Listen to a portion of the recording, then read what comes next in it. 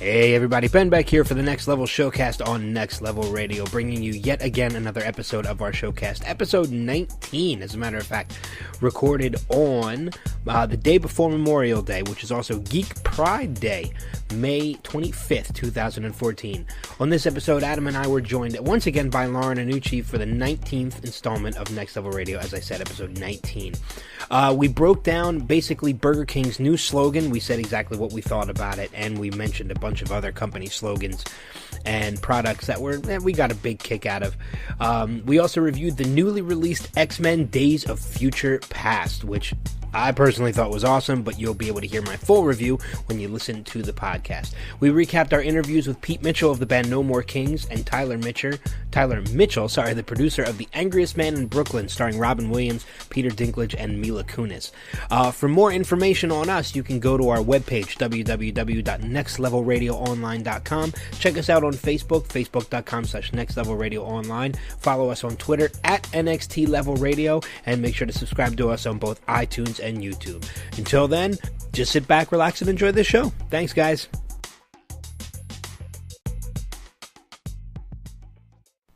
Get ready for the countdown. 10, 9, 8, 7, 6, 5, 4, 3, 2, 1, 0.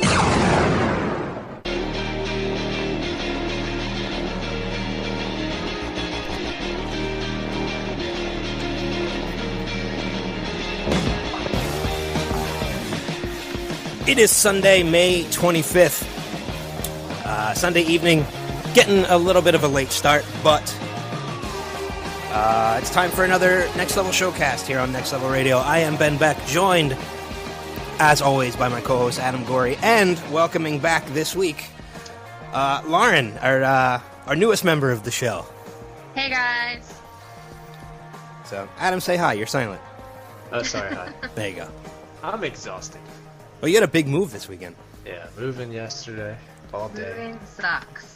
Still feel like I'm moving, even if I'm sitting still. Well, It's just exhausting. You have to do it again, though, too, don't you? Yeah, in a few months. We're in our halfway house right now. You're halfway out.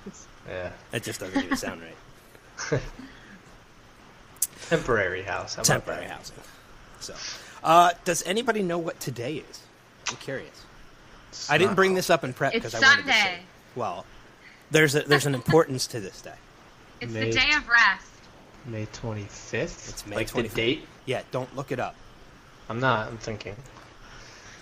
It's the day before Memorial Day. It Yeah. is, but Memorial Day is always on a Monday. This day never changes. So I'm curious. Your half birthday. No. Actually, no, it's not. Your whole birthday. Actually, it is pretty close to my half birthday. Thinking Is about it? it. Yeah. My birthday's in I have November, no idea. so. But Just that tell wouldn't me. be on the same day.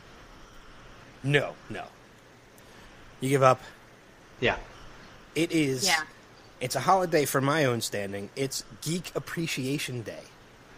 They have one of those? Yes, it is. Well, for numerous reasons. One, this was a day that was named because of Douglas Adams and The Hitchhiker's Guide to the Galaxy. So it is Towel Day.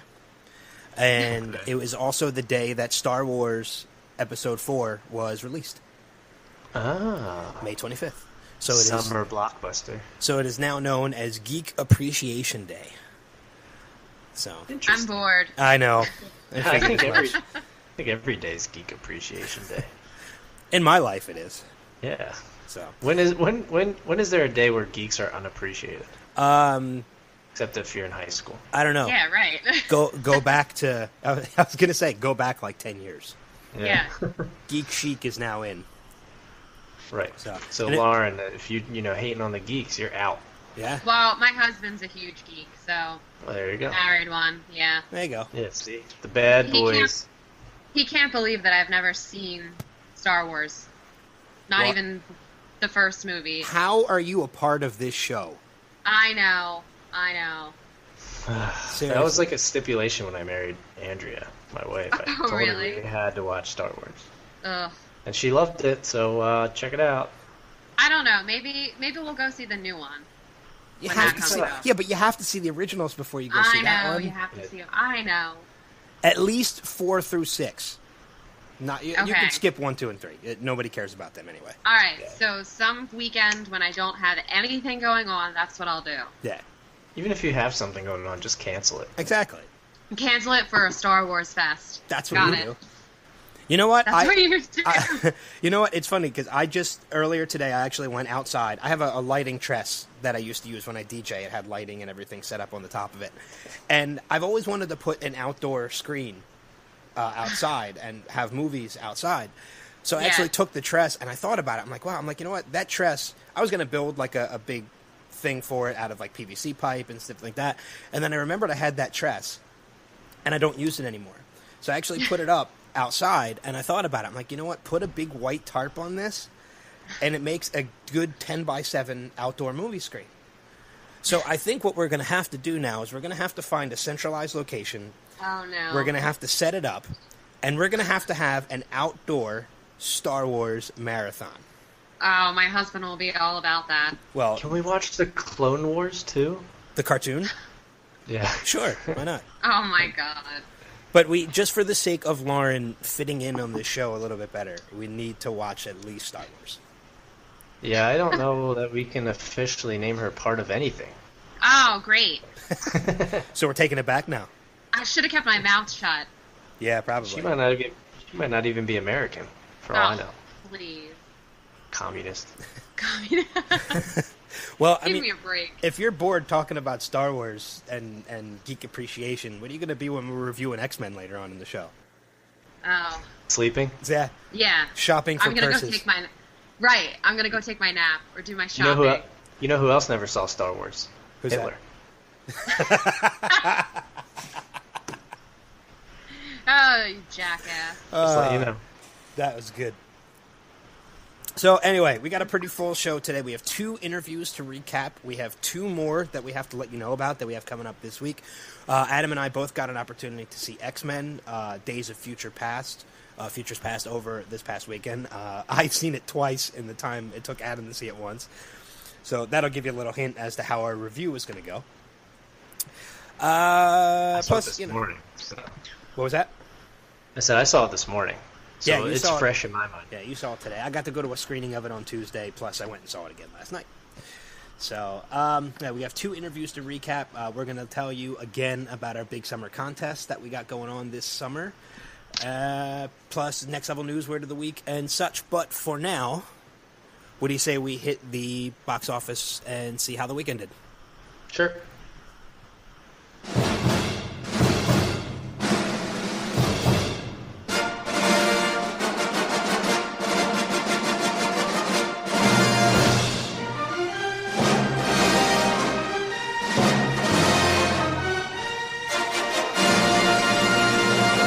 He's an angry elf. All right, Adam, what do you got?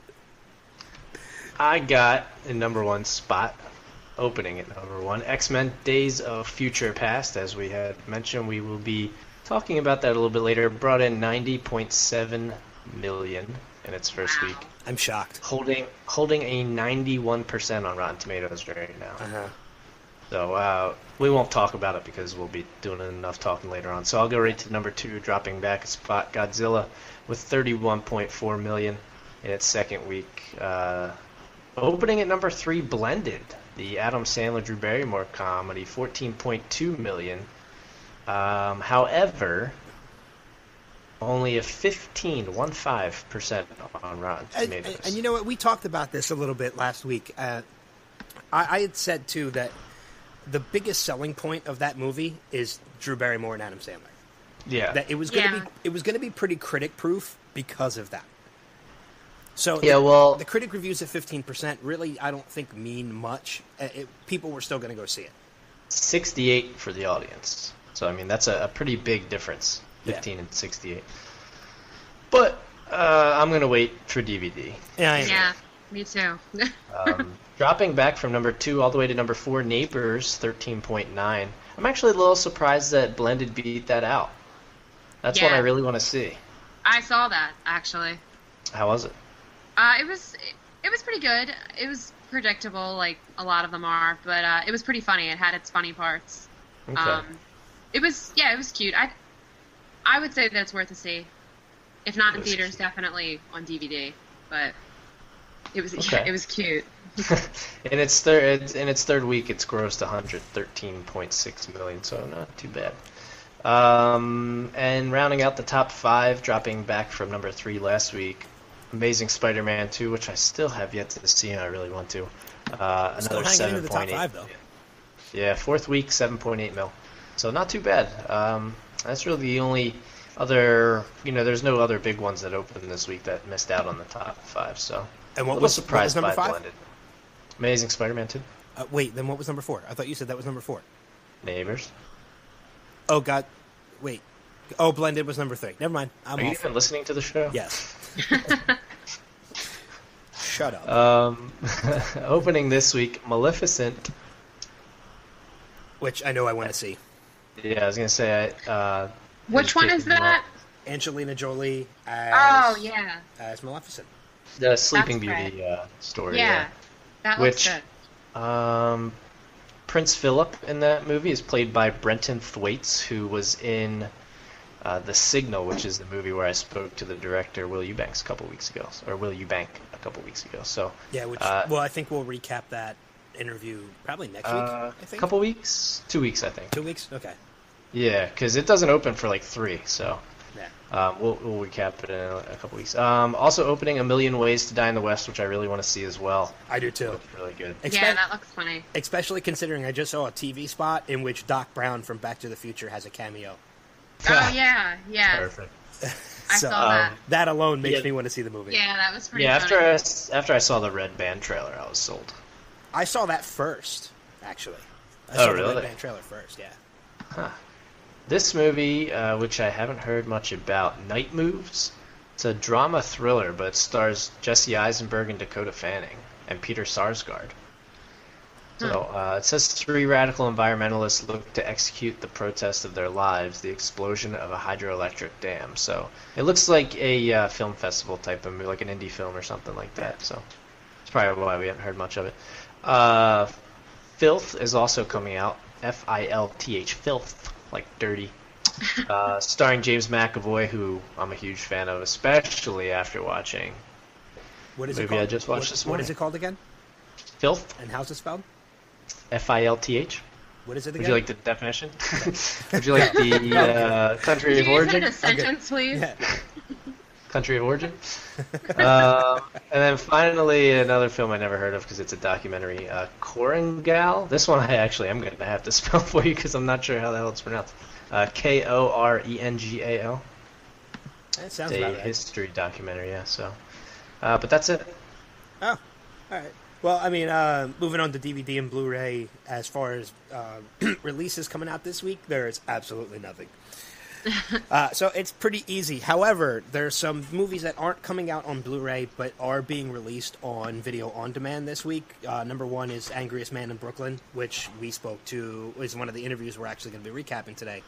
We got the chance to speak to the producer. Angry elf. Yeah, stars Peter Dinklage. He's one of the. Yeah. Perfect. He's the producer of The Angriest Man in Brooklyn. Unfortunately, looking at the ratings, though, it's not doing too well. It's 14% on Rotten Tomatoes, 50% for the viewer. So, Yeah, I saw that. but the other movie that is out on video on demand this week is the Lego Movie, available on iTunes and video on demand. 96% on Rotten Tomatoes. I want to see that. I have it. And you know- I did get it. I'm probably going to watch it either tonight or tomorrow. Is it good? You haven't seen it yet? I have not seen it yet. Okay. Oh, you haven't seen it. No. And I'll mention this now. I was going to wait for Next Level News, but I might as well mention it now since we're bringing it up. There's going to be a sequel to that. Oh, they announced that while the movie was still in theaters. Oh wow. Yeah, well, it got a release date, though. No, it's called okay. Ninjago. Oh. Yeah, September 23rd, 2016, so you'll have to wait like 2.5 years, but it's coming. But from what I've heard about this movie, though, it's probably going to be worth the wait because, I've heard nothing but great things about the movie. Yeah, it looks really good. I'm definitely going to check it out. You said that's just on demand, though? It's Not, on video on demand in iTunes. You can buy it now. Okay. But otherwise, And then when does when the Blu-ray comes the out? actual Blu-ray DVD doesn't come out until June 16th. Oh, So wow. it's So about this 2 or is 3 more weeks before it actually comes out. That's actually pretty cool that they're doing that. Yeah, exactly. I mean, that's the same thing with Angriest Man in Brooklyn. It's pretty much it's an event. Well, it's opening in limited theaters. It opened in limited theaters on Friday, but is now on. But you can also get on video on demand too. I'm a big Robin Williams fan, so no matter what the critics say, I'm probably still going to check it out. Yeah, screw those critics. Yeah, what do exactly. They know?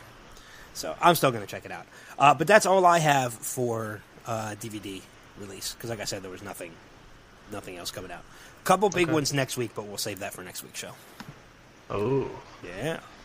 So, but on that note, we are going to take our first break of the show. When we come back, we are going to recap, we're going to review X-Men Days of Future Past.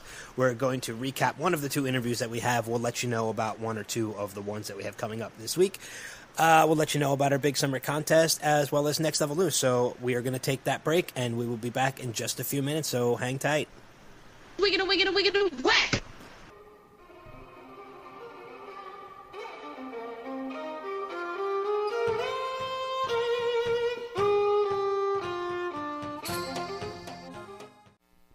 You're missing all the fun. These people are great. Some of them have been partying all night long. They sing songs till they get too cold, and then they go sit by the fire and they get warm, and then they come back and they sing some more. Yeah, they're Hicks, Rita.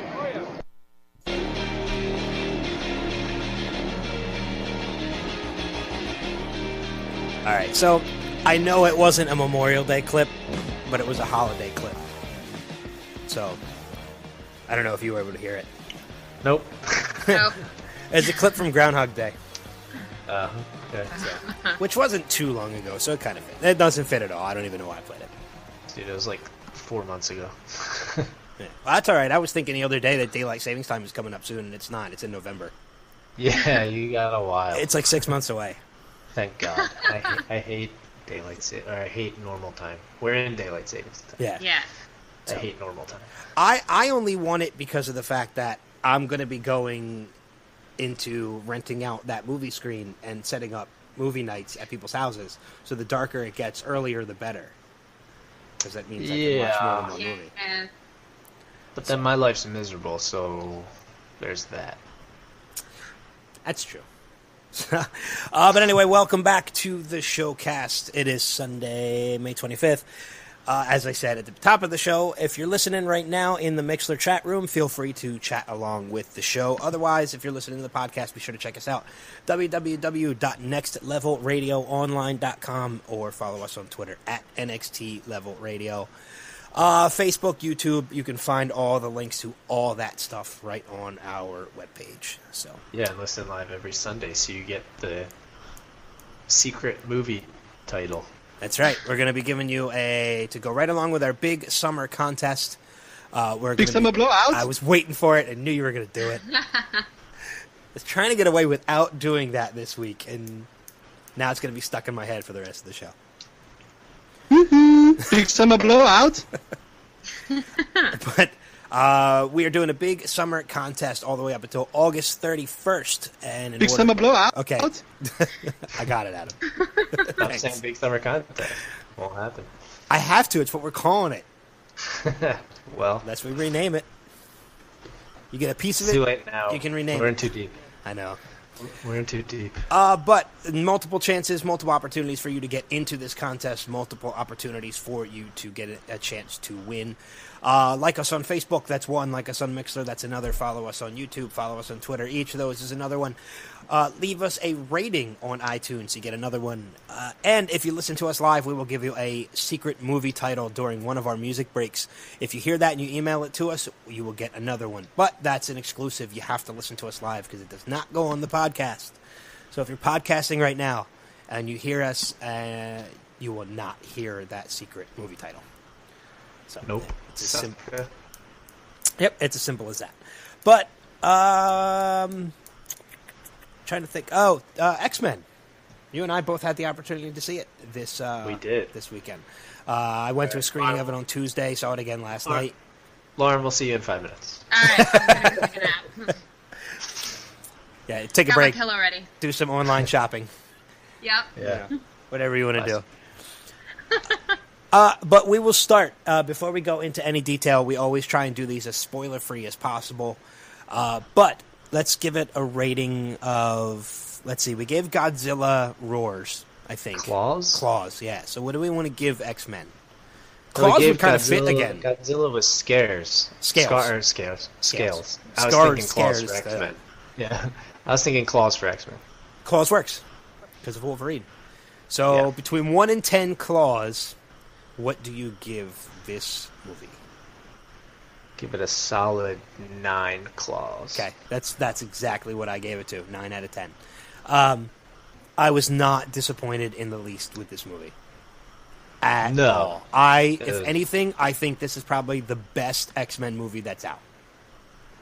Yeah, I was thinking about that too. I was thinking, when I was done, if I had to rank them, and I'm a huge fan of the cast they got for the younger, Michael Fassbender. James McAvoy was fantastic in the film. Jennifer Lawrence.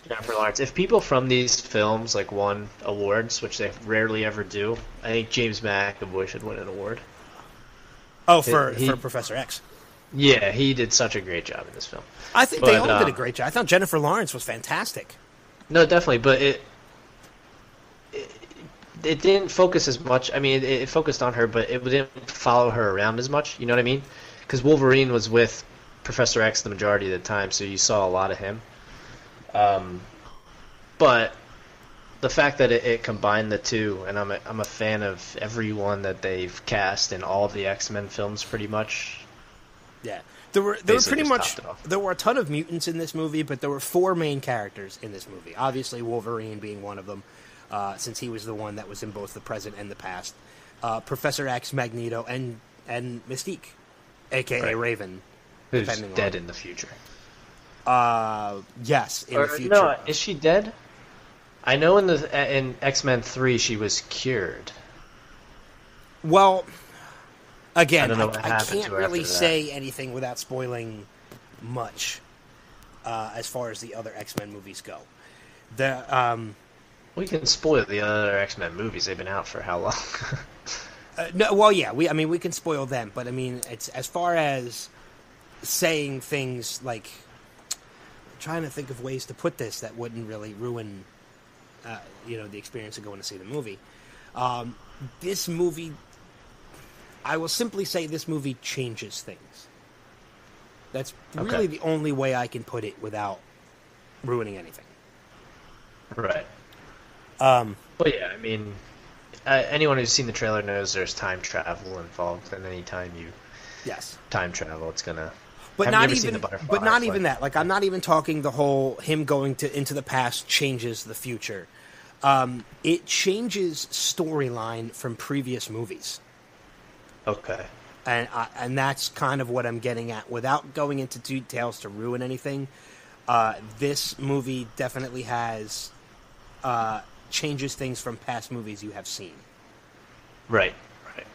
So that's as far as into it I'm going to go. Because again, I don't want to spoil anything for that. Yeah.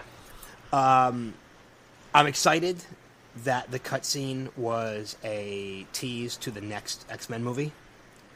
Because believe it or not, there's been 7. 7 X-Men films? This is the 7th X-Men movie. I do believe it, only because some of the ones that they've released between X3, Last Stand, and this one weren't great. Some of them. Well... First Class was really good. First Class was good. That was the 6th one. You had the first 3 X-Men movies. You had X-Men Origins Wolverine. You had... Not that great. You then had... Well... As far as Wolverine's story went, it was good, but everything else that they threw into it, they completely ruined Gambit. Killed Deadpool. And they killed Deadpool. Like, they got that so wrong. Terrible. But then you had X-Men First Class, and then you also had the Wolverine. And the Wolverine was actually really good.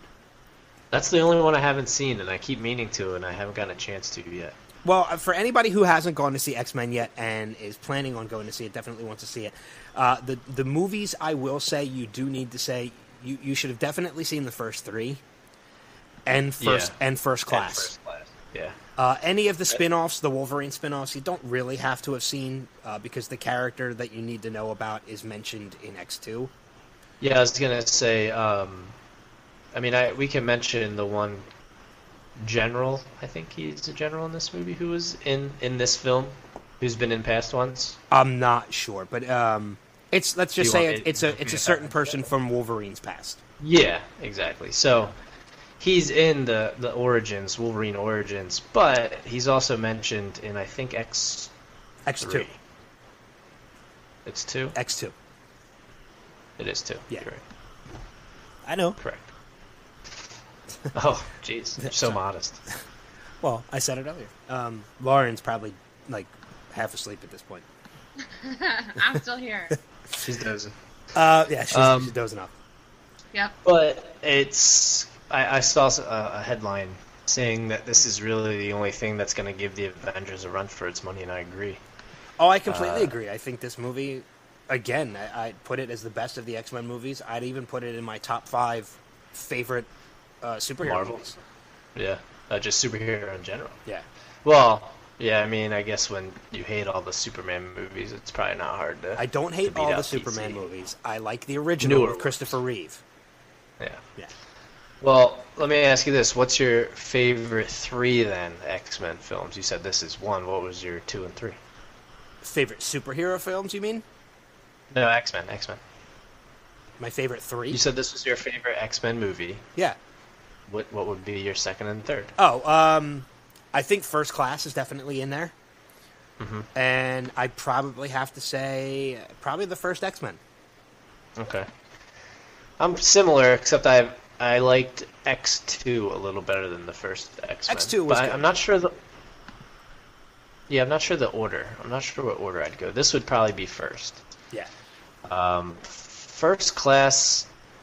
Yeah, I think See, I'd hate to not put one of the first 3, a little higher up, because those were so good. But at the same time, I don't remember who it was. It might have been you even, was saying that, the reason you thought the first 3, and they were good, but the reason they looked so good was because you didn't really have much to compare it to. No. And now that you have these new casts coming in with First Class and with this film, you have a little more to compare it to. So I think these stand out a little more than the originals. Yeah. I will say, though, that the next X-Men movie has already been talked about, and I think it's actually going to be the last one in the series of the X-Men movies. But I'm curious now which cast they're going to be going with. I don't know if they're going to be if they're going to have both casts again somehow. Because with the cutscene that's at the end of this movie, and I will say definitely... It cracks me up anytime I go and see a Marvel movie when people get up to leave when the end credits start. Have you people seen a Marvel movie before? So there's... And it never fails, too. People always do it. Yeah, and however, at the screening that I went to on Tuesday, nobody moved. Nobody moved at all. But I mean, with this one, people got up during the screenings, and I even looked at my friend I was with. I was like, "And cue the people who have never seen a Marvel movie before," which I don't understand why you would go and see this movie having never seen any of the other ones, because there's obviously going to be things about it that you don't understand. So it looks like Lauren's rearranging her family room. That's how she's killing time. I'm rearranging furniture. But the cutscene... She's become an interior decorator since we started this segment. Yeah. Without my own business. Yeah, without ruining it, the cutscene at this one is definitely a tease for the next movie. And you can kind of figure that's the way it was anyway, because Sony and Fox really have no other movies coming out anytime soon.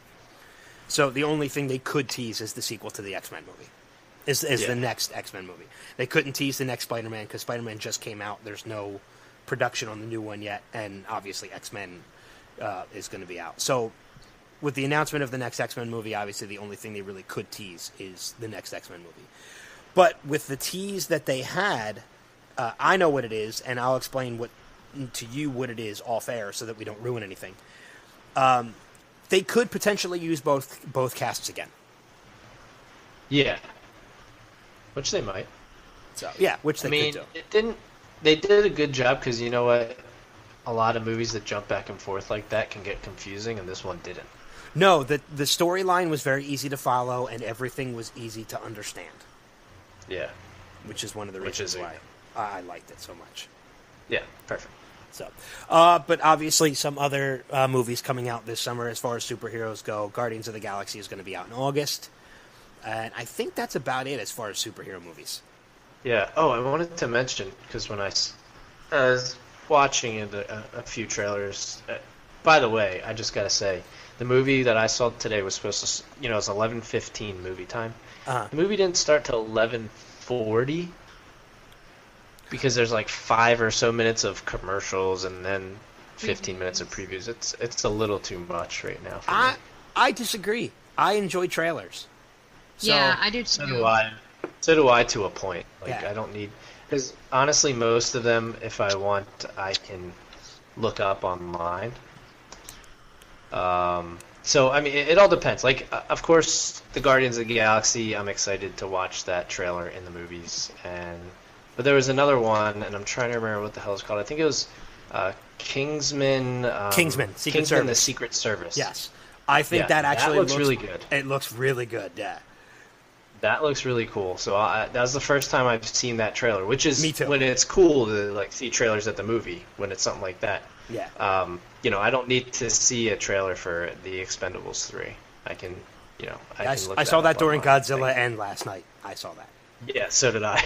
And I was like, okay, that's enough. Um, But no, Kingsman, the Secret Service looks really good. Yeah, it does look really good. And Lucy with Scarlett Johansson. Yes, that was the other decent one. Yeah, that was the other one. So is that one, Guardians, and Kingsman. I didn't get a Guardians of the that, Galaxy trailer last night. I was actually really surprised. Oh, really? Yeah. Because Marvel usually Yeah, I got shows the trailers newest for one. other Marvel movies, Yeah, I got the newest one, the one that just came out a couple weeks ago. which I've watched like 3 times online, just because it looks Yeah, awesome. exactly. This time it was on a bigger screen, so it was nice. That's true. And that comes out August 1st, is it? I do not know, but hopefully we will get a screening to that too, so we can see that in advance, and I'm sure we'll review that one too. I would love, if they had like multiple screenings, I would love to go to all of them. Go see it multiple times. I can't really get a review. And it is August 1st. I can't get a gauge on this movie from the first time, so I'm going to need to go to the next screening. And do you guys have another one after that? Yeah. And I think I can pretty much tell you right now I'm going to need a third one. Yeah. Do you have a DVD copy? I can take it home and watch it a few more times. You have a screener I can have? Thanks.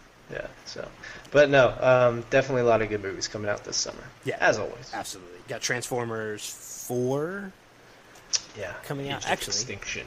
I have a list here of the rest of the movies that are coming out. Oh, the other trailer that I saw that I think looks amazing is The Dawn of the Planet of the Apes. Oh, yeah, that one does look really good. Because there was a different trailer. I had never seen this trailer before. So this was a full trailer for Dawn of the Planet of the Apes, and it looks really good. Yeah, and this is a totally new cast from the first one. Yeah. Well, because it's I'm years assuming later. Because the first, I was going to say, I'm assuming all the people in the first one are dead. Yeah, they're dead from the virus.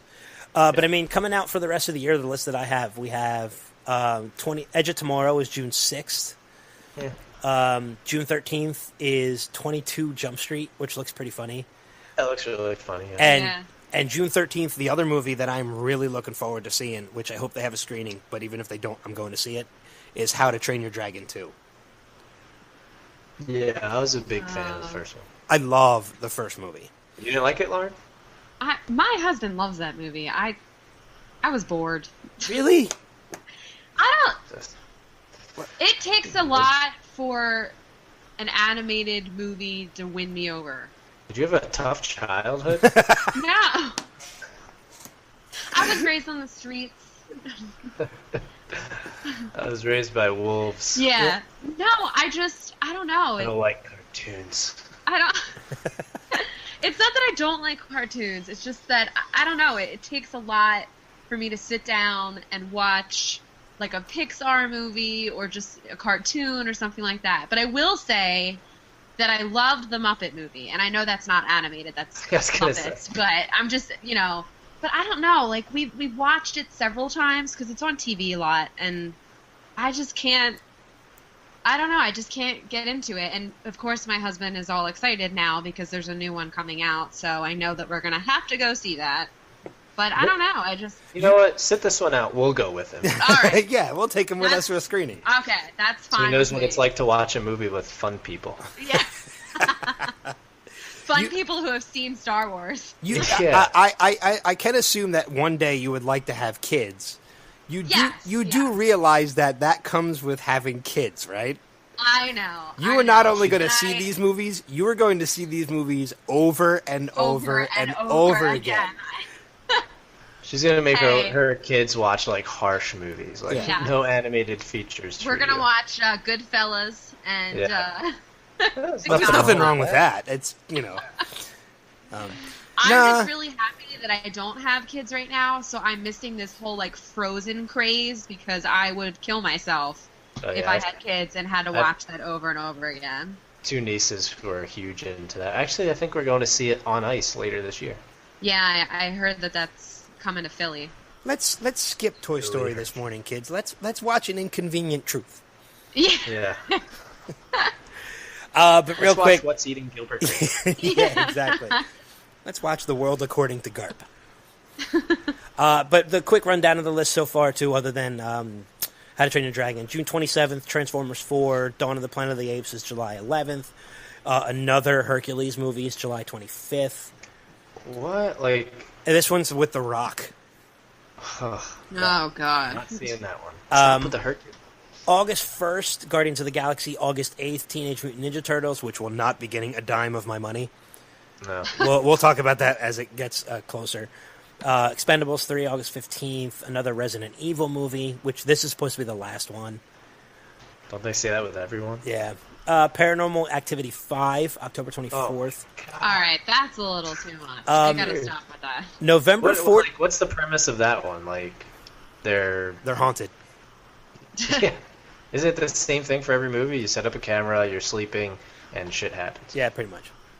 This time they're awake when it all happens. There's a couple good ones towards the end of the year, though, that I know I want to see. November 14th, Dumb and Dumber 2 is going to be out. November 21st, Hunger Games Mockingjay Part 1. Yeah, that looks good. December 7th. I haven't seen the trailer, but I'm sure it's going to be good. December 17th, The Hobbit, There and Back Again, which they actually changed that name. That's the final of the 3. And December 25th, Christmas Day, Night at the Museum 3. Oh, they're making a 3rd. Yeah. I did not know that. So I mean, still some decent movies coming out before the end of the year. And I'm sure we'll be reviewing a bunch of them. Yeah, now through August, it's loaded. Yeah. Then it kind of dies down over the rest of the summer and the fall, and then by Christmas time, it picks back up again. Yeah.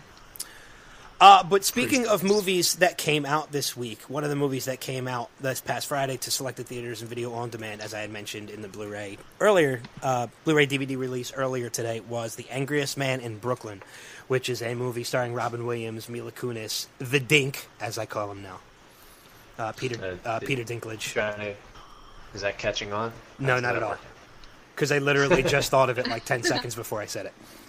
The Dink. The Dink. I'm sure he would love that. I'm sure he would love that if he heard it. But we had an opportunity to speak to Tyler Mitchell, who is one of the 2 producers of the film. So we got a little bit of an insight as to the making of that movie and such. Yeah, and as we said, it's not getting fantastic Rotten Tomatoes things, but again, it's not always correct. Rotten Tomatoes things? Rotten Tomatoes things. They're called reviews, Adam. You know, we just got done doing one on X-Men reviews. We did a thing. Yeah, we did a thing. A thing, yeah. So, speaking of, I'm actually in the process right now of trying to get us listed as reviewers on Rotten Tomatoes, too. Oh, that'd be cool. So we can actually start putting our own reviews on Rotten Tomatoes. It has a 14%, but the audience gave it a 52. So, I mean, still not really high, but again, 40 points almost higher than the critics. So it's a Robin Williams movie, and he's my favorite actor, so I'm going to see it just based on that. And Mila Kunis and Peter Dinklage, like the Dink. James Earl Jones is in it. The Dink is in it. I mean, you can't go wrong. It's got Mork and Darth Vader and Tyrion Lannister, so it's like a hell of a cast. And Jackie. Oh, yeah, that's right. That 70s show. Jackie from that 70s show. But I believe you have a clip or two of the interview. Just one. But this one is about them casting Robin Williams in the role, you know, because we've seen Robin Williams do similar roles where he's like a kind of a douche, you know, somebody that people don't, you know, not very likable guy. Yeah. And then by the end of the film, he is a likable guy. So this, you know, you had asked him if he was kind of in their heads going into it as this character, and then this is him kind of explaining. He's certainly one of them. I mean, the thing about this role is the character Henry in the beginning of the film is very unlikable. He is a bit of a misanthrope and quite caustic, and you learn over the course of the movie, you know, why he is the way he is. And so in order for that character to be likable, you know, you kind of have to have an actor who has real credit with the audience, you know, and everybody loves Robin Williams. So even when he's, you know, being a complete jerk, you're going to give him the benefit of the doubt, you know, that he has valid reasons or that he'll be able to redeem himself in the end. But I think that this character is definitely you know, darker and a bit more dramatic than some of his more comedic roles. It definitely you know, deals with, you know, serious issues of life and death and family. Which a movie like Mrs. Doubtfire does as well, but it has the ticking clock element, you know, to it, where he's faced with his own, you know, mortality, and I think that's something that he hasn't played before. Yeah, I don't know if there's been a Robin Williams movie I've seen that I just really didn't like, so I don't know why this one would be any different. Being a fan of his, as I am, I can tell you right now there is one that I can think of off the top of my head. What is that? 1 Hour Photo. No, a 1 hour photo. Oh, that was awful. No, 1 hour photo was really good, I thought. Mm-hmm. The movie of his that I did not like at all was Old Dogs, with him and Travolta. I don't know if I saw that one. I don't think I ever saw that. Save your time. Don't even waste your time. It's not that good. So, and for me to say that as a fan of his is a lot. Yeah, speaking of like Travolta and all those guys who were really popular, and I mean they're still popular, but really like all over the place, you know, 20, 30 years ago, do you think it's a little harder for them to be pumping out good movies now? Since they've done so much already, like how can you... It's gotta be, like, I mean, we've talked before about Robert De Niro will do almost anything, it seems like, and a lot of his movies haven't been that great lately. No. No. I don't know. I think it gets a little harder as you get older, just because you're not as in demand as you were before. I think Robin Williams was in demand for a long time, and I still think he's a pretty in-demand guy. It's just more of the stuff that he decides to do isn't up to the top notch that it used to be. Right. Yeah. Well, I mean, he's been in, obviously, some fantastic films, and, like, Good Will Hunting's a dramatic film, and he was great in that. He won the Oscar for that movie. Yeah. You know they're supposedly doing a Mrs. Doubtfire too? They are. They are doing a Mrs. Doubtfire. Yeah, I heard that. Yeah, it was announced. 2015 it says. So. I don't know. It could be that final nail in his career, but who knows? Did the Crazy Ones, his TV show, did that get canceled? That got canceled. Yeah, that got canceled. Okay, that's what I thought. I couldn't remember. I know we did the show a few weeks ago. So. Which was a shame because I was a fan. I liked that show. Oh, really? Yeah. You sound surprised. It was Robin Williams. Of course I watched it. That's a good point. Was there not... Yeah, Sarah Michelle Gellar was in that, yeah. Yeah, Sarah Michelle Gellar was in it. Was in it as well. As well as one of the people that was in the show with him is actually in the Angriest Man in Brooklyn. Hamlish, I forget his last name, but he was actually in the Crazy Ones with Robin Williams. Isn't that the guy from Catching Fire? That's the character's name is Hamlish. Oh. That was Woody Harrelson's character, I think. Oh, okay. I think. Hamish. I don't know. I could be wrong. It was Hamish. So, But yeah, I'm still going to see this movie. Well, even though it's got bad reviews, I'll probably still give it a rent just to check it out. Because, like, again, it's Robin Williams. I've seen everything he's done, so this is going to be no exception. And getting back to the interview, if you want to hear the full thing, you can go to nextlevelradioonline.com. It's also on iTunes. You can subscribe to us and follow us, or not follow us, but rate us and review us and like us. You sound so, like, unenthused when you talk about it. You could, or like you're questioning it. And it's on YouTube. You can like it and subscribe to us and watch all our other videos. You can like us and. By the way, Hamish, link later. That's it. What's the guy here you're thinking of? That's it. Wow, that's probably going to pick up. Who's backing up? I know. What are you getting, a delivery? Yeah, right. Yeah, just come on in, fellas. Put it right there. It's too damn hot to close my windows, so I have my windows open. And my street has been pretty quiet all day today, so I figured I was safe. And there was a tow truck outside that just happened to be backing up. Yeah, we heard. So. Yeah. But what do you say we move on with the show and we hit the next level news, if you're ready? I'm always ready. All right. This is Next Level News. You first? Yeah, I think I'm going to start things off with the new Batman-Superman movie has been given a title. Batman vs. Superman is going to be called Batman vs. Superman Dawn of Justice. Warner Brothers has officially titled the Batman-Superman pick with principal photography starting the other day in Detroit, actually.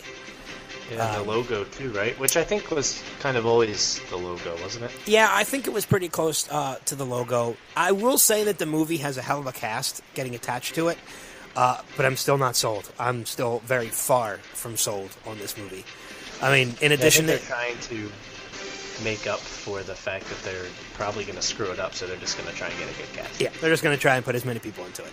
I mean, as on top of Henry Cavill and Ben Affleck that are going to be in the movie, you've got Gal Gadot playing Wonder Woman, Amy Adams, Lawrence Fishburne, Diane Lane, Jesse Eisenberg, Jeremy Irons, Holly Hunter. It's got a cast, to say the least. Most of them were in the first one, too, though. True. At least Henry Cavill, Amy Adams, Lawrence Fishburne. Yeah, I think it's too many people. You're not going to be able to focus on one person too much. Anytime you try and mix things like this, like luckily the Avengers did a good job. So I mean, we'll see. Mixing two superheroes in one movie is tough. Well, the difference between Avengers and this is the fact that Avengers gave all them their own movies with their own stories first, so that they could bring them all into one. This one, they're not doing that, and yeah, because they're not going off of the Dark Knight series, are they? No. Batman's going to be retired in this one. Yeah, he's coming out of retirement. But I can talk. Yeah, I can talk about this movie for hours and how horrible it's going to be. But the film is going to debut May 6, 2016. I still think they should do a Batman Beyond movie. Me too. But anyway, let's move on. Yeah. Disney offers on-screen role in Star Wars Episode 7 to fans. So Disney's offering an experience of a lifetime to fans who donate money to a new charity, which would be pretty cool. I think this is pretty awesome for him to do. Two small roles. Yeah. It's pretty much a walk-on role. You're not going to get any lines. You're just going to be in the background. But you just get to punch somebody. But in addition to this, you get to be on set in London where they're filming, and you get to meet the entire cast. Yeah, that's good enough for me. Yeah. I don't even need to be in the movie. I mean, you get to meet the entire cast as far as not only the new cast, but the original Carrie Fisher, Harrison Ford, and Mark Hamill. Lauren's like, who? Yeah. No, I'm thinking maybe I should get involved in this. Harrison who? I know who Harrison Ford is. I've seen the Fugitive. Indiana Jones did a space movie? Yeah. But on the same, the rest of them haven't been in much of anything. Yeah. But on the same note, sticking with the superhero movies as we were talking about, I'm kind of disappointed by this. Edgar Wright exits Marvel's Ant-Man as director, which is scheduled to come out next year. Yeah, that kind of threw me for a loop. In a surprise announcement, Edgar Wright has left Marvel Studios' Ant-Man as its director, the company said Friday. Zeroing in on a new filmmaker, but it is not in negotiations with one yet. Variety can confirm. When announcing Wright's departure, Marvel said a new director will be announced shortly. And they also said it's not going to affect the release date of the movie. So the release date... That's what they say. Release date is still going to be July 17th of next year, 2015. That's going to be tough. Yeah. But hey, they can do it. They can do it. If anybody can do it, they can do it. Last one I have is NBC Universal sets a global launch for Sharknado 2. Oh, boy.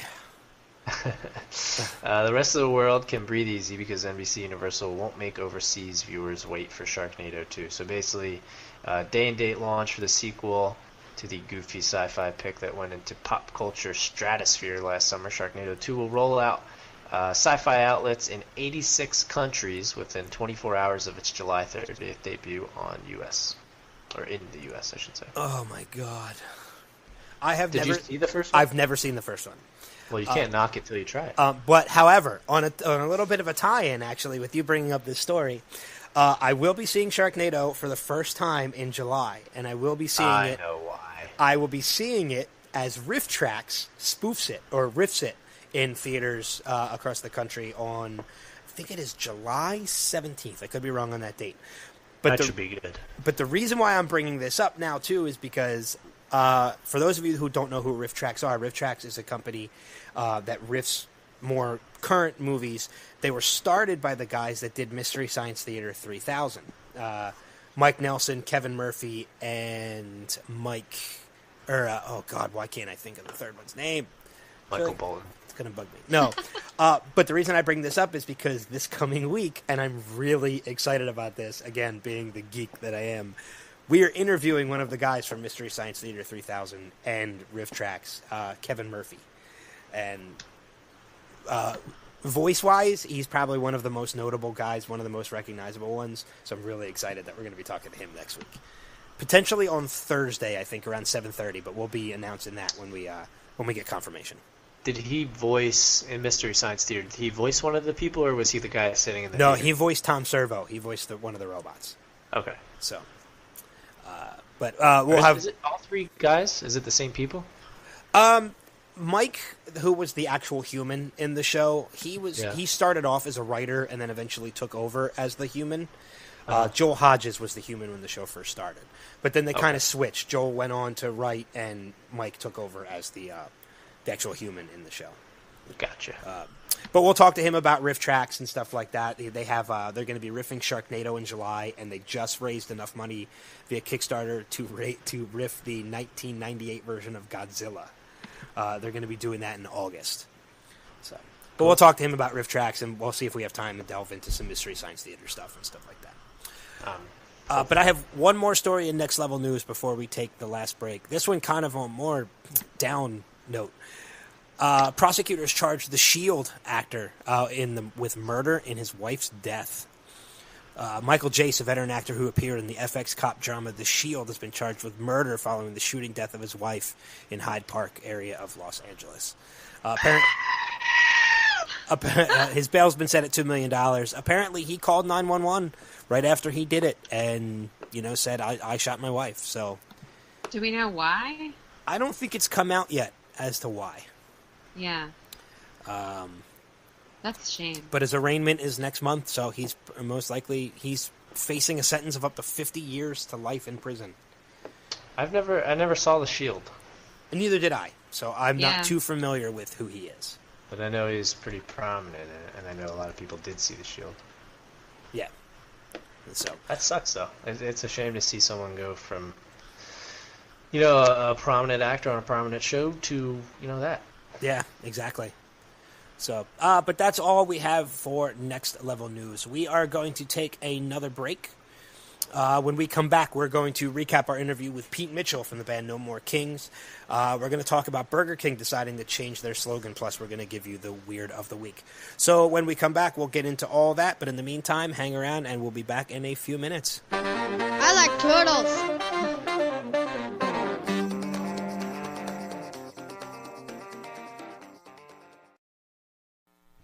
You know why I pulled you over? Depends on how long you were following me.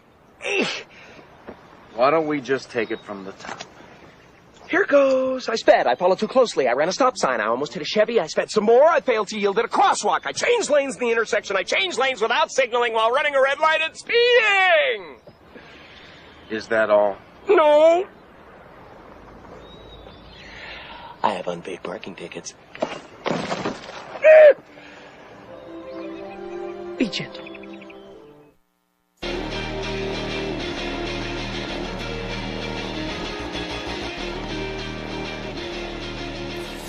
We are back from that break. If you're listening to us live, you were able to hear our secret movie title that gets you an opportunity. Just email what you heard, the movie title that you heard, to contest@nextlevelradioonline.com, and you will get another opportunity, another entry into our big summer contest. I won't play it. What was that? I said I won't play it. I was actually waiting for you to play at that time. You yell at me every time I play. Well, no.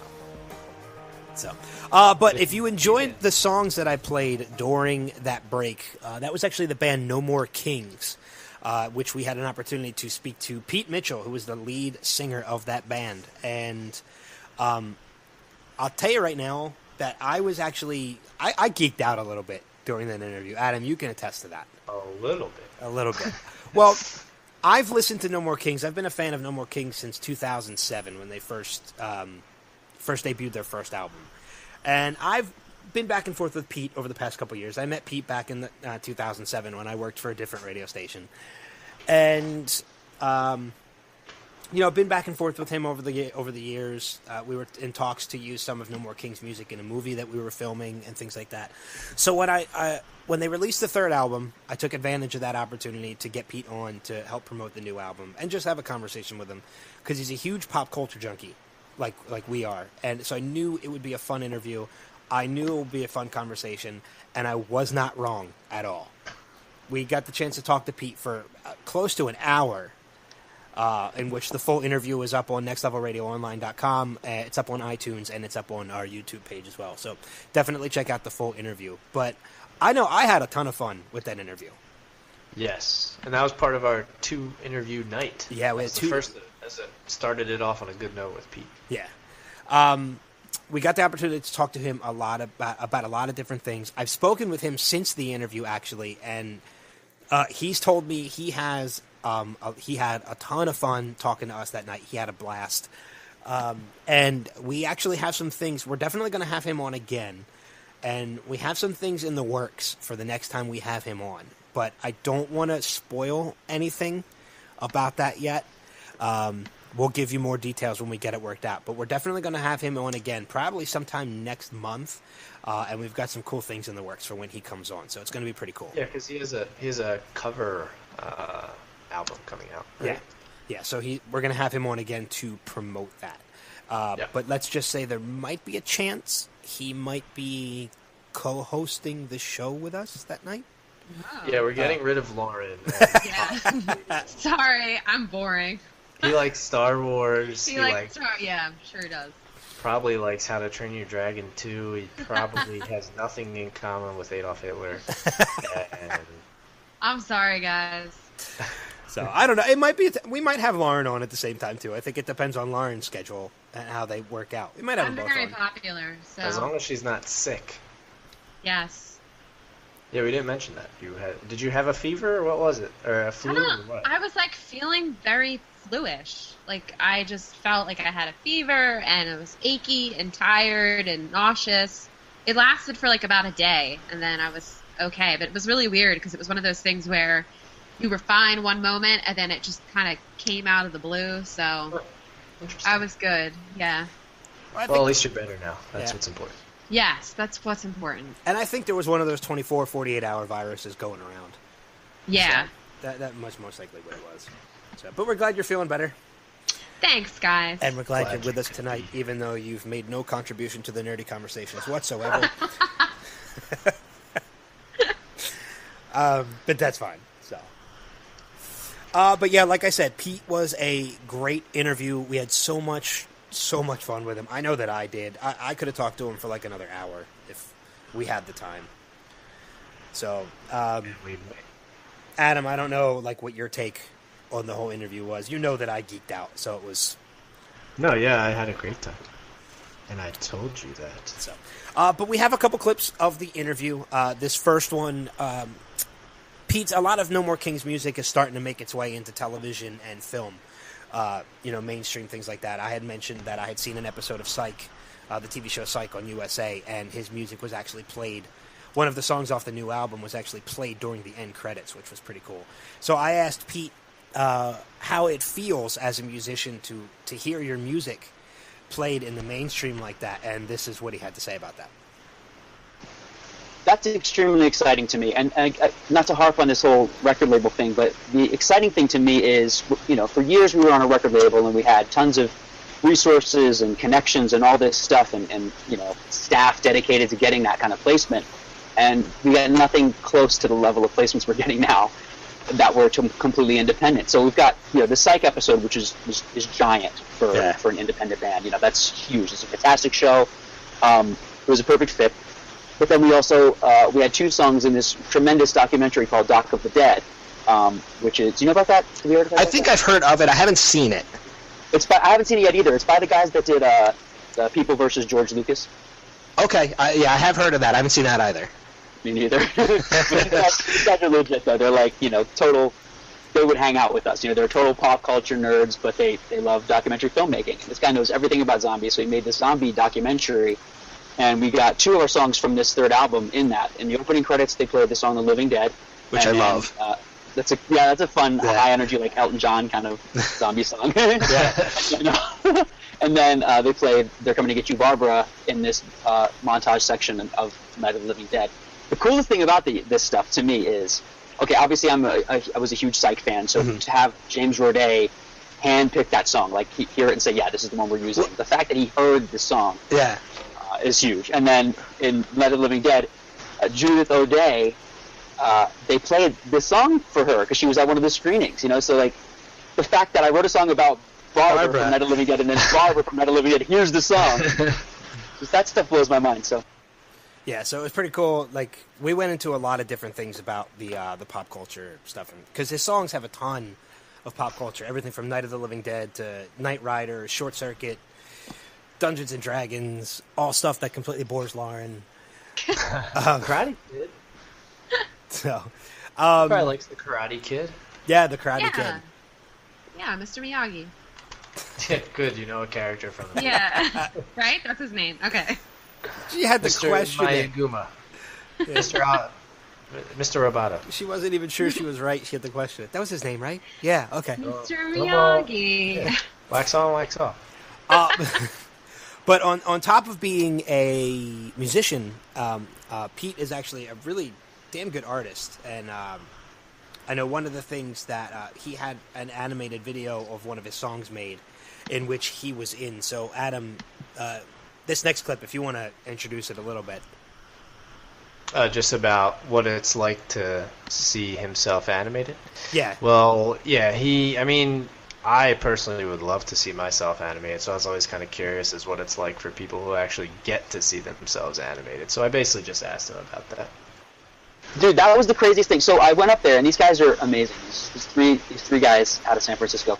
And the one guy who was in charge of animating my dance moves, he was so nervous to show me the footage, because he had finished a couple and he had all this footage of me dancing from live shows and stuff, and he had to like distill what my essential Pete moves were and animate those. And one of those was the like spaghetti arm kind of thing. Stuff I didn't realize I even did, but like, yeah, there it was. So that was the coolest moment, watching this guy, nervously show me all of the Pete dance moves that he had animated. It's a personal dream of mine. To be animated. For someone to animate me, yeah. See, mine is more. My personal dream is more to just be a voice of an animated character. That would be cool too. That's my biggest dream. Cool. I'm waiting for you to make an animated film. I'm working on it. I have ideas. It's just I'm no animator. Maybe I'll get Pete to animate it. Back to the Future animated. They did that already. It didn't work. Yeah, I thought it was a Saturday morning cartoon. Damn it. So. But yeah, the Pete interview was really, really fun. We had a great time doing it. I love talking to him. I wish we could have talked to him more, but we will. We're going to have him on again down the road. He basically told us that anytime we need to fill a spot, just give him a call. Yeah, and I he'll come mean, on. since then I've added them to my shuffle on Pandora, so I've got to hear a little bit more of their music. 'Cause I mean, before the interview, I'd heard a few of their songs, which were really good, but now I got to hear a few of the lesser popular ones, I guess. And Lauren, even if you listen to their music, you don't need to know the pop culture references because it's still just good music. Okay. And we had mentioned maybe doing not a contest, but like a game where you have to guess what the pop culture reference is. Yeah. That's pretty cool. That's a good idea. So yeah, because I know there was one song in particular. I'm not going to mention what it is, but you listen to the whole song and it just sounds like a nice ballad, like a beautiful song, and then you pick up on the reference in the the last 2 or 3 words of the song. You realize the whole song was about this reference, and you didn't realize it until you hear it. That's cool. That would be a fun contest to do. He'd like the idea too. Yeah. Of doing it. He can be our first contestant. I'm pretty He sure he should knows. win. what He the should references win. are. Although at one point in the interview, he did forget the title of the one song. See? That I remembered. Yeah. So there you go. Well, when you have a catalog, of songs, it can be tough to remember. Yeah.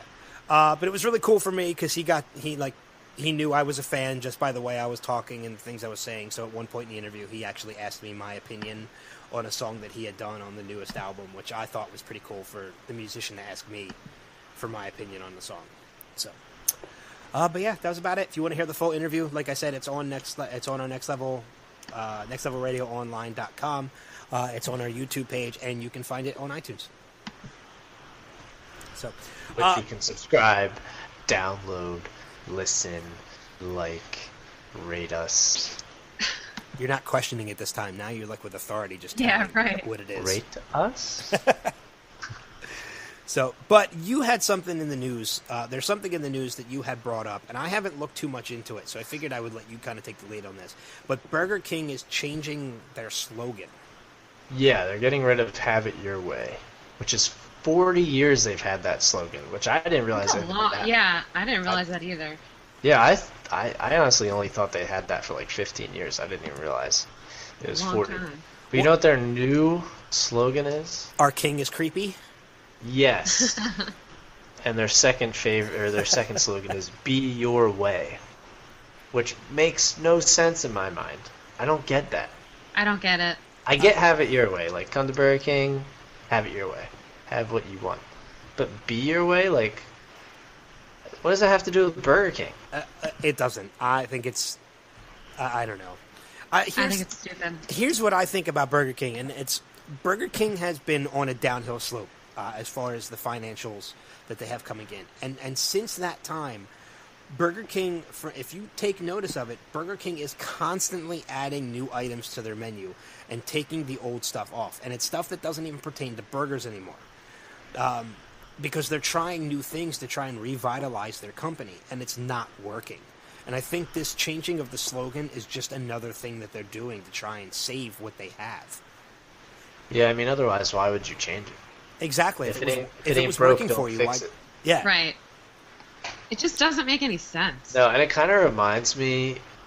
It makes less sense than this, but it reminds me, Lauren, of the Yes, I know what you're going to say. Yeah, I knew you were going to say slogan that. at our when we went to DeSales. It was "Be who you are, and be that well." Yeah, it's almost kind of confusing. Your way is worse. Let's just talk about what it is. It's food, and it's fast food. So I just feel like we don't need to get all crazy and trying to make this what it's not. It's just I want my sandwich or my drink or whatever the way I want it, and I think the slogan was working fine. Yeah, I don't need to do any soul searching before I go to Burger King. Exactly, Yeah. and I feel like that's what they're trying to turn this into, and it's welcome to fast Burger food. King. Yeah, I mean, Well, it's I mean, not even. Go ahead. On that note of keeping the slogan simple and just explaining what it is, just the first slogan that comes to my mind that actually works well is Red Robin. I mean, think about it. Red Robin slogan is yum. Yum. I mean, it works. Yeah. And it Burger is King, yummy. we're delicious. Yeah, they're not, Burger but I King, mean, we still. like to make stupid slogans. You could even do something as Burger King, your way. End. Yeah. Your way or the highway. Yeah. Yeah, the Burger King Your Way is simple and it works. Yeah. I don't. What's McDonald's slogan right now? Because they change a lot. Too. I'm loving it. Is that what it is? No, is that still what it is? That. No, I think that's still what it is. Wendy's now is quality is our recipe. Yeah. Which works. That makes sense. It's simple and it gets the point across. So I think I honestly think you don't need a slogan to show what if your food speaks for itself, you don't need a slogan. Yeah, I mean slogans are kind of like I don't know, like you don't even think about it, but every business pretty much has like a little slogan, and they don't really, not that necessary, but everybody has one. Oh yeah. But when you make it be your way and make it something stupid like that, it draws negative attention. Yeah. Yeah. I mean, why would you change something you've had for 40 years? Yeah. Oh, for sure. Especially something like, I can understand, Nike has had Just Do It for forever. Now, that doesn't make a whole ton of sense, but it as far as in relation to Nike products, but... Yeah, but they started off that way. Yeah, That's and it's... what they didn't It's been that way for forever, so why change it? It makes more sense than Be Your Way. Be Your Way. It sounds like a spa or something. Yeah. You want me to be my way? Fine, because my way heads towards Arby's. Yeah, my way is a little more healthy, I guess. Yeah, exactly. My way heads towards Chick-fil-A. Yeah, dude, Chick-fil-A is so good. I had it Chick-fil-A before the movie. I was going to say, you know what it is with Chick-fil-A? For some reason, every goddamn Sunday, I get cravings for Chick-fil-A. That's the day that they're closed. Every freaking time, man. I'll tell you what. Monday goes by, Tuesday goes by. I don't think anything of it. And Sunday comes on, I'm like, man, I could Chick-fil-A today. Oh, son of a bitch, they're closed. I am so surprised that after all this time that they are still closed on Sundays. They have to be, though. Well, that's because they're their owner, right? Yeah. They don't legally have to be, though. No, they don't legally have to be, but religiously they are. I would take out a loan and buy Chick-fil-A if it could be open on Sundays. Just for that. So, I love how Andrea posted in the room that all this talk of Burger King makes her want a double cheeseburger, but I'm pretty sure it's probably not a double cheeseburger from Burger King. She actually does like Burger King. Really? Because like in the list of fast food places, I don't really eat at many anymore, but when I do, Burger King is the bottom of that list. Yeah, me too. It depends upon. To quote Billy Joel, it depends upon my appetite. But whatever kind of mood you're in tonight, Adam. Yeah, well, the thing with Burger King is I used to love their chicken tenders when they had like the little tender shakes, but now they're nuggets and they're not as good. Yeah, when it comes to chicken, Chick-fil-A is the prime. They're where I go. Chick-fil-A is really good. You ever go to White Castle? For chicken? No, for fast food. I've been to White Castle, but there's none around here. Yeah, yeah, but that's way too far for me. Yeah. For you, yeah, it's close to me. But it's funny because when we talked to Darren DeWitt Henson and actually the guy who set up the cable on Friday here at the house we're staying at was also from the Bronx. That's kind of funny because I was talking to him about White Castle too, and he agreed like they used to be so much better, it's just not as good anymore. Like, I think it's the same way with a couple different places. Chick-fil-A is really the only one that stayed consistently good. Like, McDonald's had to keep changing their french fries. They're so good, though. I mean... They are still. And when it comes to burgers, I prefer to go to, like, an actual restaurant to get a burger. Like Red Robin or a place like that. But if I had to go if I had to go fast food, I would go to Wendy's for a burger. No. Yeah, oh, God, the Baconator is amazing. Or Five Guys, but Five Guys is way too bad for you. Yeah, I was gonna say, what about Five Guys? There's a place called the Burgery Company near me. They have good burgers. Five Guys is like a notch above fast food. Oh, Five Guys is delicious. Yeah. Fast food, but it's like notch above. It's like quick food. Yeah, it's rapid food. But the calorie count in their burgers and their fries. Like, you would have to not eat for 2 days afterwards. Just go run or something. Get one of those, like, ab electrocutors. That just that doesn't make while sense. you're driving home. So, while you're eating the burger. Now I want a Five Guys burger. Why are their burgers so bad for you? And I mean, they're worse than like McDonald's or. Well, I don't think it's really the burgers that are bad for you. It's the fries. Oh. Their fries are one of the worst things for you on the history. But they're so damn good. The fries are some of the best damn fries that you have. I mean, you walk in there, you order a large fry, and they give you a large fry, and then they put another small fry on top of it. Yeah. They just dump it in the bag.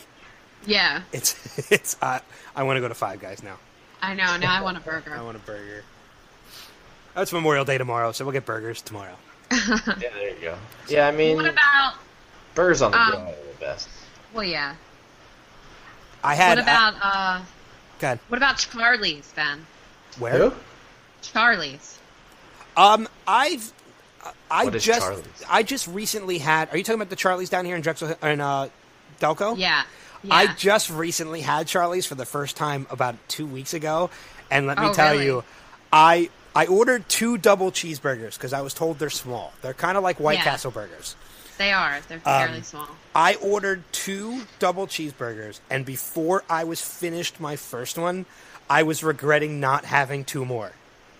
Yeah. Because they're really good. They were so damn good, but they're not filling enough. No, they're not. Well, that's why you need to get a milkshake. Well, we had it brought to our work, so the milkshakes didn't travel well. Okay. So, but the burgers did. Yeah. Charlie's Burgers, I know it's a local thing, but Charlie's is so damn good. They're really good. They're like thin patties. They're not like a thicker pat. They're really thin. They're maybe just a little bit bigger than White Castle. Yeah, yeah.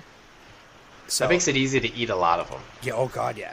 Like Before I said, you know, like 10 burgers deep. Like, oh my God, what have I done? Like I said, I had 2 doubles, and I thought I wished I had 2 more, just because they weren't that good. Do you ever get like? So, will you go to McDonald's to get a burger, or you strictly stick to Wendy's, Ben? I'll go to McDonald's every once in a while if it's late night because they're the only place that's open. Yeah. What do you get? Do you get like quarter pounder, double quarter pounder? Double quarter pounder with cheese usually. Yeah, that's what I'll get. I'll tell you what. I try not to go to McDonald's because I just remember one time like I had gone there, and I felt perfectly fine when I got there, and then by the time I was done eating, I had a headache and I felt like crap. I was like, that can't be good. Well, if you deprive your body of fast food and then get it, it's usually you're going to have a reaction to it. So yeah. Some people are going to have a reaction to it, not everybody. Yeah, like a rash. Yeah. But I mean, as far as fast food goes, I usually stick to 3 places actually. Chick-fil-A, which I don't even count Chick-fil-A as fast food. They kind of are, but I kind of keep them a step above. They get the food to you quickly. Yeah. And their customer service is usually amazing. Oh, yeah. It's the best. But I mean, great day at Chick-fil-A. But I'll usually stick to Chick-fil-A. I'll stick to Wendy's for a burger, or like spicy chicken. I'll get there too. Oh yeah, their spicy chicken sandwiches. Yeah, I get that. It's really good. And occasionally I'll go to Arby's as well if I want to change things up a little bit. I never got into Arby's. Me neither. I'm a roast beef fan, so okay. I know it's processed roast beef, but it's still damn good. Hey, they what do they smoke their meat for like 13 hours, right? That's the new sandwich that they have coming out. That's longer than I smoke my meat. But speaking of so many different ways with that. Going back to the Burger King thing, how it's basically the shittiest slogan I've heard recently. I found an article about some of these are local businesses, but some of the like funniest / like worst slogans you can find. There's like 22 of them here. I'm not going to go over all of them. This one is for a billboard for what looks to be a floral, like a greenhouse place called Ritter's. Are any of these ones we would have heard of before? Or are these all kind of companies we've never heard of? No, these are all local businesses from around the world. Okay. But so I have to describe them. Some of them I have to describe, some I don't. But this is a billboard. So there's a picture of like flower in a potted plant or whatever, and it says "pot dealer ahead." Oh, jeez. Here's a pawn shop that says, "Baby daddy, do you wrong? We buy his gold all day long." Okay. This one is for an auto repair and transmission place. We guarantee fast service no matter how long it takes. Wait, I thought you were just... Oh, my God. Fast service, no matter how long it takes. Takes 12 years, it'll be fast. This one's great. I like this one, and I don't know where this is at. But it's for a gym, some local gym. It says, tired of being fat and ugly? Just be ugly! Oh, and my God. It has the gym slogan on it. That is horrible. This one's for, I don't know if this is like a tool repair place, but it says, when it comes to leather and rubber, we dominate. Oh, There's an antique shop called Touch My Junk. I like that one, though. That's pretty funny. That's a clever name, though. Yeah. That's not really a slogan. Right, exactly. This one's from, it's London, okay? So... You sound like you're from London. Bullshit. This is some like That was coffee a nice shop. chime in, man. That was good. This is from a coffee shop. Try our Osama bin latte. Oh my god. It has a fluffy white head and 2 shots in it. Oh my God. You can't make this up. But you know what? I would try that just because of that. I don't think that one's that bad. I think it's in bad taste, but Yeah, I would taste. but it would sell me on it. I would try Yeah, clever. it. Yeah. Yeah. This one's from Sumner, Washington. This is another floral place. This one's actually funny. It's spring. We're so excited we wet our plants. That one's not that bad. No, I think that one's actually pretty. It's corny, but it's kind of funny. This one's terrible. It's for a cremation place. It says, let me earn your business, URN. Oh, man. And it has a picture of an urn. This one's great. This is from Texas. Okay, it's for a place called Texas Showgirl, so it's a strip club out there. We are now the cheapest topless bar in Texas. That's their sign. If that's all you have to go on, Yeah, right. You can tout about your place, you might have an issue. Well, that's just truth in advertising, probably, at this point. Yeah, pretty much. You know? Here's a sign. I think it's for a bar. Yeah, it's some bar. This is just one of those signs, they can put whatever they want up there. It says, you can drink at 7 a.m. because the Beastie Boys fought for that kind of thing. That's not bad. This one's kind of terrible. It even has like a caption under it says, your assumption is a dick move, Chris. So this one's for Chris Clark. He's a Remax real estate agent.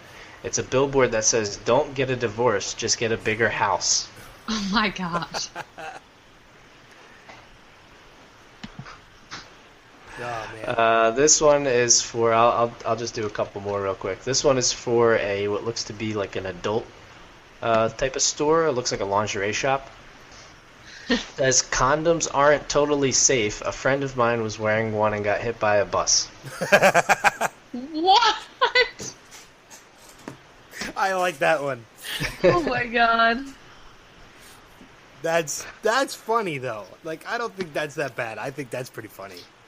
Yeah, and this one is a slogan. Okay, this is an actual slogan. The rest of them, were like signs they just put out front of their business. This is an actual slogan for a place called PETA. Okay, it's called PETA Rapid.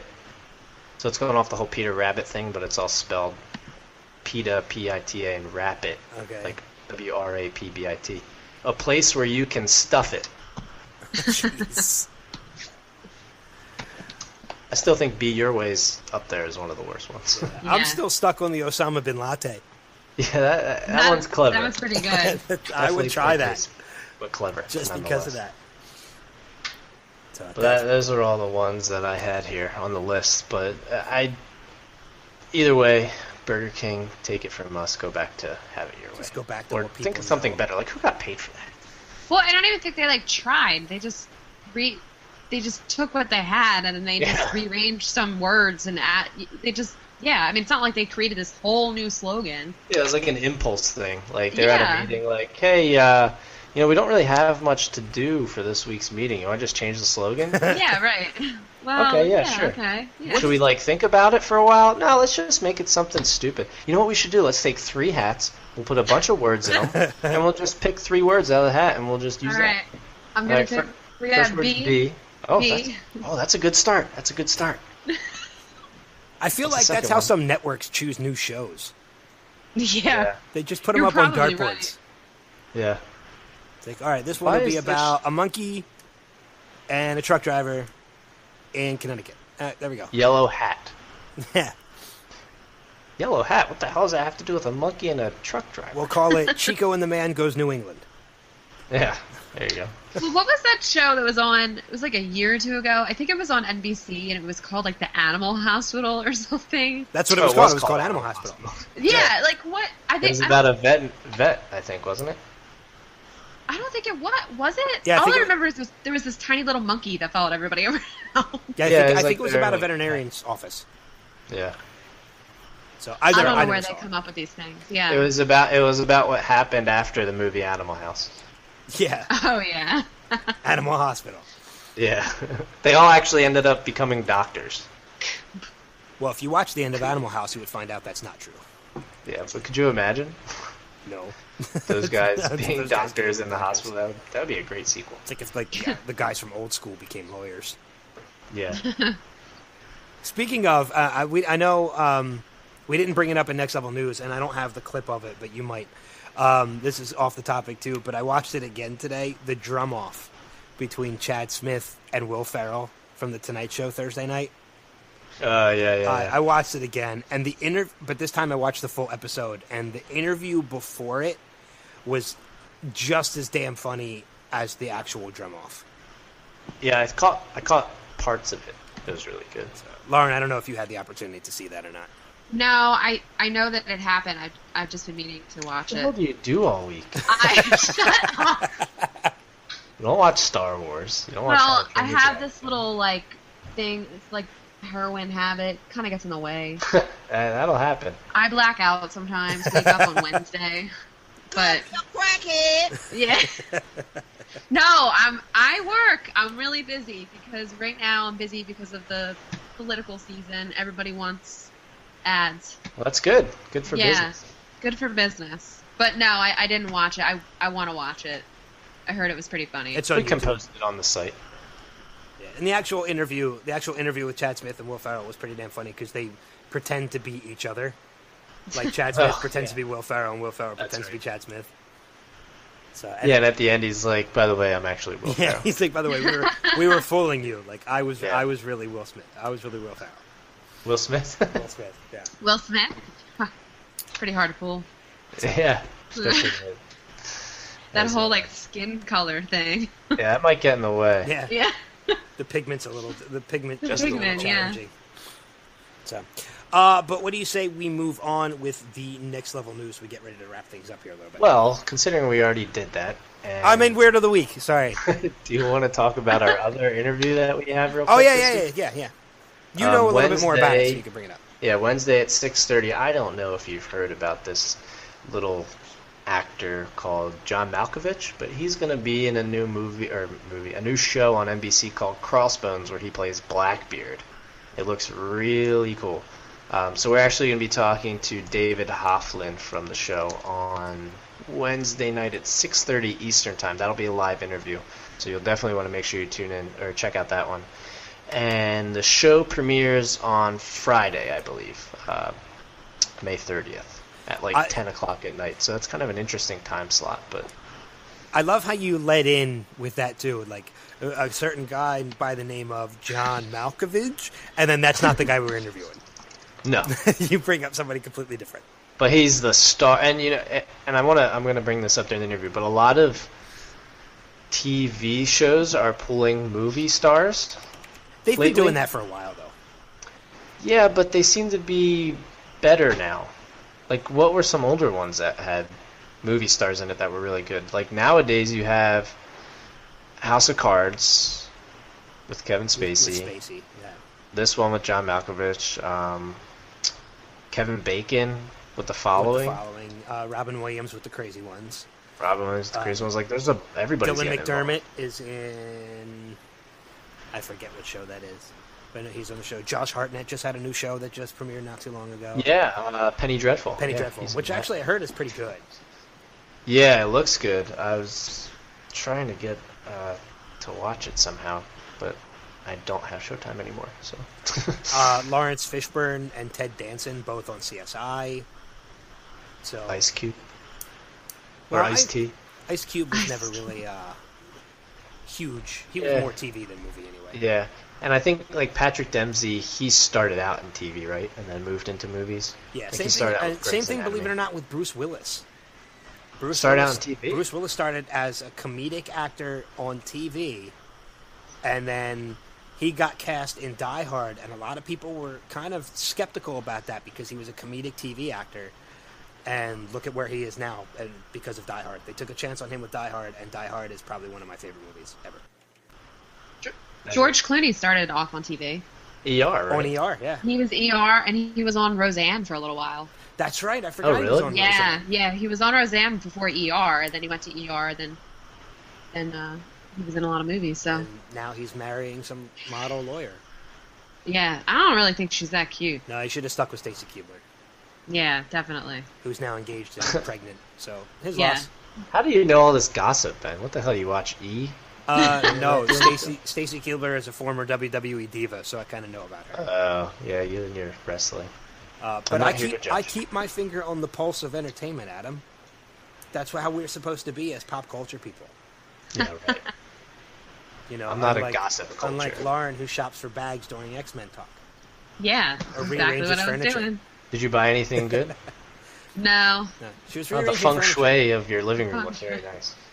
Thanks. All right, but now I guess we can do move Weird of on the Week. to Weird of the Week since we already did Next Level. And now the Next Level Showcast presents the Weird of the Week. First up, a speed bump brings a car to a dead stop at Tanglewood Square. This is out of Bainbridge Township, Ohio. The day after a speed bump damaged a man's car on May 16th in Tanglewood Square, he filed a police report. Apparently, while driving through the parking lot, his car got stuck on the speed bump, which is obviously just designed to slow traffic down.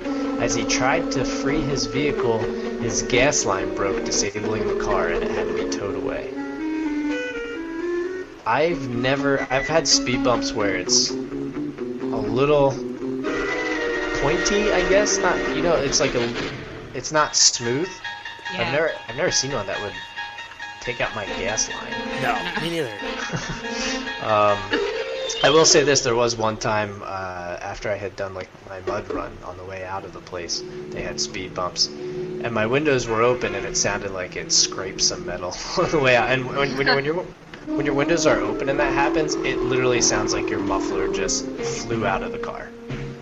But luckily, I was able to drive away. This one's kind of local. Camden County in Jersey, Cherry Hill, New Jersey. A Camden County officer was removed from duty for alleged lewd acts in a Starbucks. I heard about this. I heard about this. He's a lieutenant. He's been removed from duty after he was accused of masturbating inside a Starbucks at Cherry Hill. Lieutenant Benito Gonzalez Jr. has been charged with disorderly persons lewdness offense. An employee from the store reported the incident on May 7th. Officials said the officer was not on duty at the time. That's when they ask for cream with your coffee. That's not what they mean. Oh, that's just bad taste. That's like worse Osama taste bin than Osama Laden. bin Laden. I was gonna say. Come on now.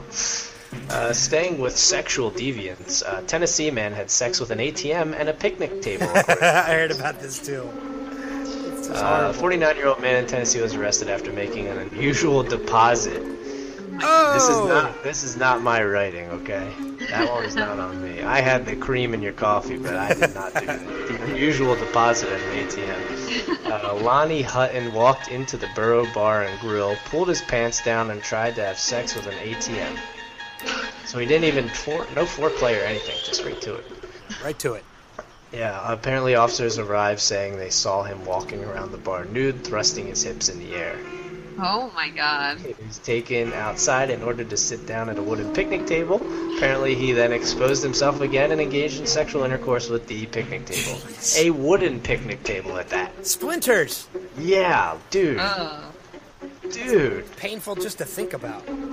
Seriously, you gotta think about your parts a little bit. But you can't just go around screwing whatever you want. But that's it for the Weird of the Week this week. Gotcha. 3 quick stories. All right, so we're going to get ready to wrap things up. We are going into Memorial Day tomorrow. So, Geek Appreciation Day today, Towel Day today, Memorial Day tomorrow. What was that? I said, so there's that. So there's that. Just to recap some stuff that we've got going on, though, as Adam said, we have the interview with the guy from Crossbones coming up on Wednesday. David Hofflin. David Hofflin on Wednesday at 6:30. Thursday at 7:30, we're going to be interviewing Kevin Murphy from Riff Tracks, also Mystery Science Theater 3000. If you're podcasting us, just look for May 28th and 29th. Those are the dates. Yes. Yeah. If we want to remind you about our big summer contest that we've got going on right now. Big summer blowout? August 31st. We're going to be having this contest until multiple ways for you to get involved. I will probably have something finally up on the website about it this week, but don't forget the biggest the catch to this contest is nothing happens until we get to 750 likes on Facebook. So you got to spread the word about us on Facebook and get our likes up. And then once that happens, as long as we hit 750 by August 31st, somebody's going to win a top-of-the-line Blu-ray player as well as 10 Blu-rays of their choice to get their Blu-ray collection started. So, and if you don't live locally, we will ship it to you, so you don't have to worry about not living anywhere close. So be sure to check us out, www.nextlevelradioonline.com. Follow us on Facebook, facebook.com/nextlevelradioonline. Tweet us at NXT Level Radio. Subscribe to us on Mixler. Subscribe to us on YouTube. All these different things are going to get you chances. Subscribe to us on iTunes. Rate us and rank us on iTunes. I'm getting so used to saying all these things now, I don't even slip when I say them. Don't forget, next week is Premiere Week. That's right. That was the other thing I have written down, and I never even got to it. Premiere Week next week. We are debuting 2 new shows on Next Level Radio. Wednesday, June 4th, Adam is going to be introducing his fantasy football show, which is going to be live on Wednesdays. What time are you doing that? Primetime Fantasy Football, Wednesday, 7 p.m. Eastern Time. There you go. And on Thursdays, our All Request Radio Rock my All Request Radio Rock show is going to be starting to go every Thursday from 7 to 10, in which you'll be able to listen into some cool rock music from, all different time periods, and you'll be able to make requests. All you got to do is just, you'll give you different ways that you can do that during the show as long as you listen live. And that Friday, Lauren's going to be debuting her Star Wars podcast. Yep. You know it. That would be awesome. With a little X-Men in between. Yeah. Wow, at least you remembered it was X-Men. As I'm sipping on my Osama bin latte. Yeah, there you go. I would listen to that. Yeah. I would listen to that. Because it'd be interesting to hear what somebody who has never seen Star Wars actually has to say about it. It would sure as hell be entertaining, that's for sure. Yeah. It definitely would be. Oh, I'm sure it would be great. But we have both of those new shows starting up next week, Wednesday and Thursday. Adam's will be podcasted. Afterwards, if you miss it live, mine will not. You will have to listen to mine live. We're going to be doing a flash podcast probably in September when the new show starts back up. And who knows, we might have some other shows between now and then added onto the schedule as well. So, I think that's about it. I don't know if there's anything else we needed to bring up. I don't think so. Interviews, check. Subscribe, check. Follow, check. Like, check. Premiere Week, check. Yeah, I think that's it. Big summer contest, blowout, check. Yeah. Lauren, thanks for joining us again. Thanks for having me again. When's the next time you're coming on? Next Sunday is good for me. Oh, okay. Cool. Works for us. So, all right. Yeah, next Sunday we'll have Lauren back. We will recap our interviews with the 2 interviews that we have this week. We have 2 topics that we've been trying to do music related, so hopefully we'll get to at least one of them next week. They involve a little bit of prep work, so we can work a little bit. Especially having a free day this week with Monday, tomorrow being Memorial Day. We'll have some little extra time, hopefully. Free for you. Yeah, I know. I'll be unpacking and cleaning. And your wife will be working. Yes, she will. So, yes, usually... And thank you to all our veterans as well. Yes, thank you. Well, on that note, usually we take you out with a goodbye clip from some kind of movie. However, this time around, we're going to take you out a little something different. We try not to get too political on this show, and we're definitely not changing that now. But every year, President Obama does his little speech about just remembering the troops and things like that. This year was no exception. He's already released the video, so we have the audio to that. We're going to take you out with that. So, and the music is going to run through till tomorrow, right? That's right. We're going to continue the Memorial Day music marathon all the way out until about midnight on Monday. So we're going to be done with the showcast, but the music is not going to stop. The music is going to start right up after that Obama clip, and it's going to take you right until midnight on Monday. So with that being said, we're going to play that clip, but happy Memorial Day to everybody. Thank you to all of our troops, fallen or not. And we will see you next weekend, guys. So take care and have a great Memorial Day holiday. Later. Hi. Hi, everybody. It's Memorial Day weekend, a chance for Americans to get together with family and friends, break out the grill, and kick off the unofficial start of summer. More importantly, it's a time to remember the heroes whose sacrifices made these moments possible. Our men and women in uniform who gave their lives to keep our nation safe and free. From those shots fired at Lexington and Concord more than 2 centuries ago, to our newest generation of veterans of the wars in Iraq and Afghanistan, our history shines with patriots who answered the call to serve. They put their lives on the line to defend the country they love. And in the end, many gave that last full measure of devotion so that our nation would endure. Every single one of us owes our fallen heroes a profound debt of gratitude. Because every time we cast our votes or speak our mind without fear, it's because they fought for our right to do that.